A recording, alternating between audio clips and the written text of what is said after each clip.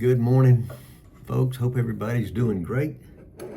It's about 7:50 or something like that here in Vietnam, and I'm in Da Nang, and I'm going to be here for another 32, 33 days, something like that.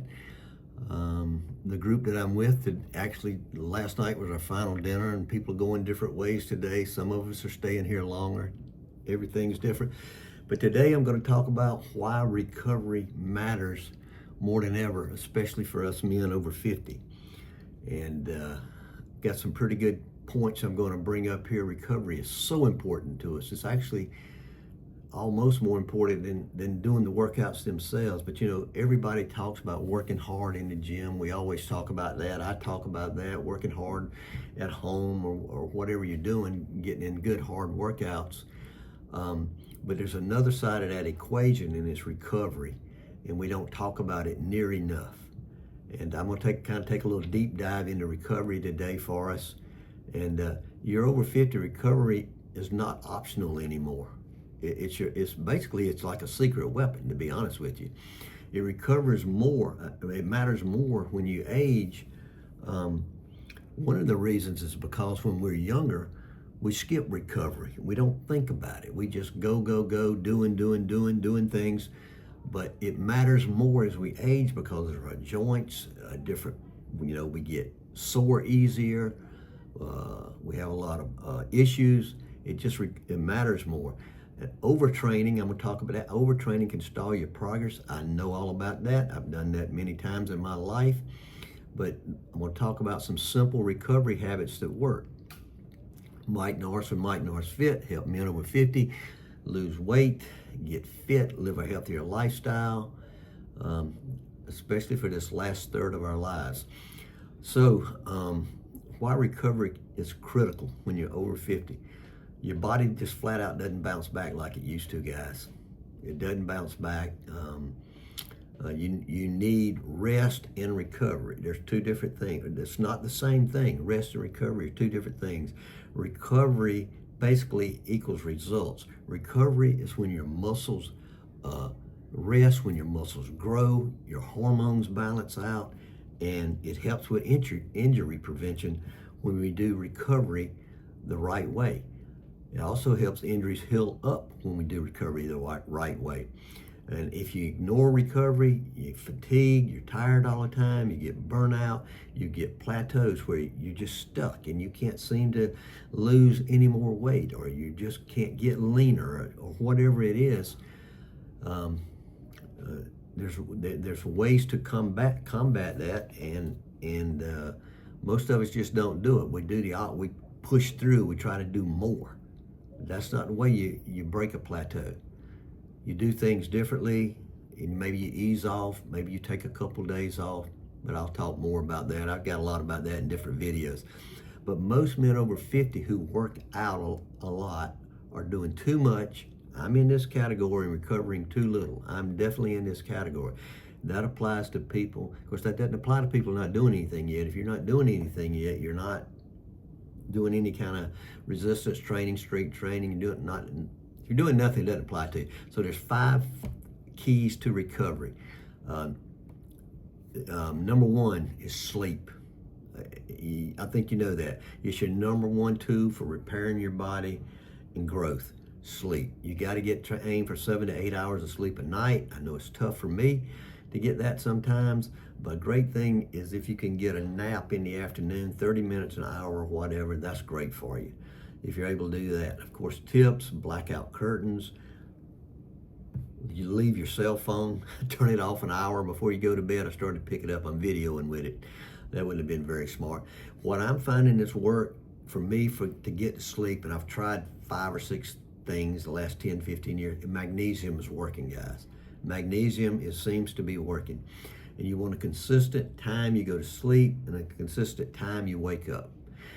A big part of everything we do with health and fitness over the age of 50 is it comes down to consistency and routine. You'll find that out. Number 2, active recovery. What is active recovery? Say you worked out in the morning and you're feeling a little sore.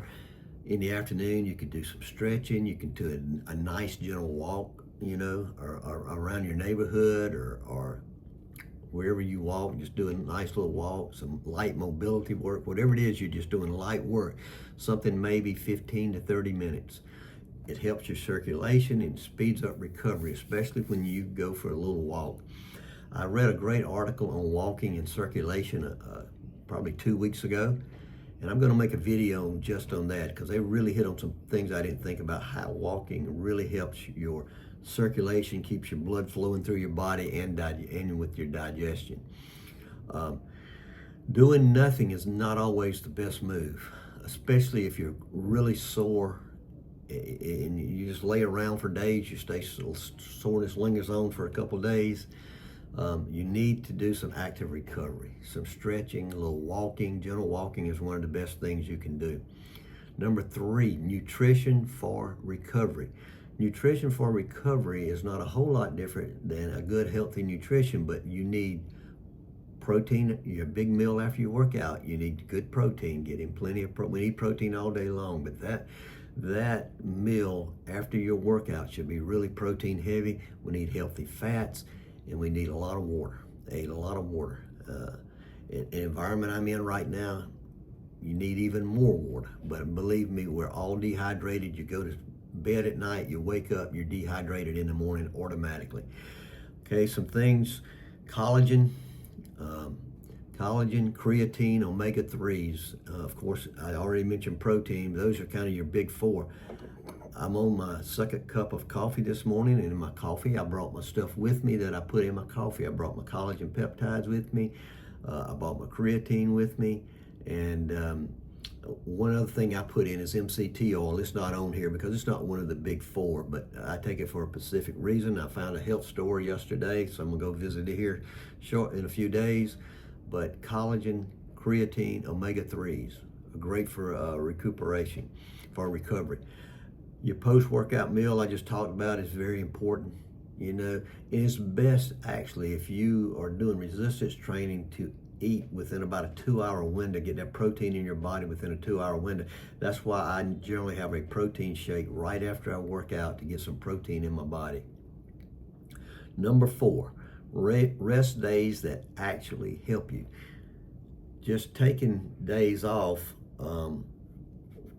it's not, you know, it may not be the best thing in the world, but some intentional downtime, having recovery days, where you're doing foam rolling, Epsom salt baths, nature walks. Getting out in nature is great. Massage guns, if you got a massage gun, or if you live here, the people here, I haven't been yet, but the men and women in this group, some of them go get a massage every day because they're so cheap here, and they talk about, oh man, they do all kind of massages and it's great, which I need to go get one on my shoulder here pretty soon, but they say they really get in. I got to make sure, because they said they'll do a thing where they stretch your arms behind your back and all kind of stuff. And I can't be doing this with that shoulder. You got to take it easy doing that. I got to make sure they understand that. But you need to listen to your body, not your ego. Your body will let you know it's breaking down. It'll let you know it's tired, and just have some, intentional downtime where you just worked on recovery. You're not just laying around on the couch all day. Number 5 is mental recovery. Stress kills gain. Stress kills us literally. And we get stress from a lot of different things, a lot of different issues we have, but too much sugar in your body, it causes stress. There's good stress when we get exercise. There's good stress, but if you overdo it, you can run into that bad stress area, and that's why we really need recovery. When I go to the beach in the morning, early morning, 5:30 walk or whatever, you know, people are doing all this running and stretching, but there's people doing meditation, just sitting there meditating, looking into the sun. Journaling is good for you. I have my travel journal right here where I put notes in every day, just kind of unplugging. We need to unplug sometime mentally, and being out at the beach, or if you're in the mountains and you're watching a waterfall sitting on a rock, man, I love it. That's a great way to unplug. Social time and hobbies are great for recovery too. we've had several group meetings here, and we all get together, and you meet people at different places, and we've been going together and we're talking, but we have the meetings where people are talking about what they're doing, what's working, what's not working. A great thing is if you're like single like me and kind of a loner, getting together in these groups are great. You meet new friends. We're already making plans for doing stuff together. I signed up for the cruise next year, going to Norway and Iceland. Can't wait to go. And I'm actually making some plans. There's some people went to some places close by, and I think I'm moving to a new place Sunday and getting out of this hotel, and I'll probably do a little traveling around Vietnam, either by myself or with someone else. The last part of this, let's talk about mistakes men over 50 make with their recovery. Thinking more is always better. People who have been athletes and people who trained a lot when they're younger and maybe stop and they come back, they think more is always better, and more generally leads to injury. I know that. This stuff that I'm talking about, guys, I live it. I live it. I know that more is not always better, but it's hard. We got this old noggin up here that we just don't learn from our mistakes sometimes.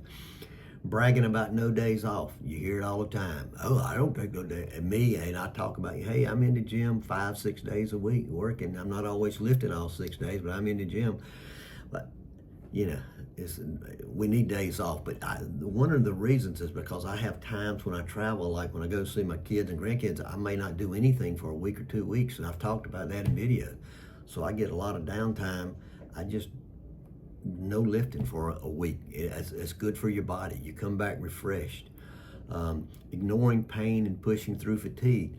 That helped when we were younger, when we were playing sports, when we were an athlete. We didn't have much choice. The coaches made us push through fatigue and pain, and in the military sometimes you had to push through it. But now you're at an age where you don't have to push through it. You can slow down when you feel the pain. Don't kill yourself. Skipping sleep and recovery because it's not real training. Well, sleep and recovery are the way you get better, the way you improve your body. So it is real training. It's one of the major things that we need. So let's talk about how to build a warrior recovery routine. Routine is so important. Lay out your workouts. Have in your calendar your days that you're going to the gym. The time is so important that we try to go at the same times, and sometimes you can't, you miss. But when you get into routine, you don't need that motivation like I talked about the other day. The motivation comes from your routine, but also put in recovery days. You might say, what do you mean? Because let's think about recovery, not just resting, but stretching, doing gentle walks, using your massage gun, getting a massage, hot baths, cold tubs, or all of these things you can do to help your body recovery. I didn't mention the cold tub earlier. I found a place here that have them, and I think at 2 o'clock in the afternoon when it's so hot here, that cold tub will feel really nice, but it helps your body recover.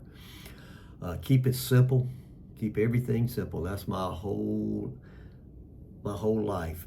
One of the things, all the people were talking about videos, they make really nice travel videos, and I can understand, and some people spend 8, 10, 12 hours just editing videos. What you see is what you get with me. I'm not editing anything. I don't know how to edit anything, and I got things I want to do. I don't want to sit around all day editing videos, so this is what you get, guys. Recovery is your long-term edge. Don't forget that. Recovery is your long-term edge. Over the years, you'll thank your body when you're 70, 75 years old if you're doing recovery stuff. And recovery is not a weakness like we think when we're younger, not recovering and not needing a break. You need it. It's your greatest strength. Because you want to feel, strong, focused, energized, in 60s and beyond, up into your 70s. So start taking your recovery seriously. And I'll just ask you, what's your favorite recovery tool or habit? And if you're new here, subscribe to the channel. Give the video a like. It's free to give, and it helps me get people, more people watching the videos. and share it if you want to share it. I have a lot of people who share my videos with their friends or whoever, and that's great. And be sure to give the video a like. And this is Mike Norris, and I will talk to you probably tomorrow.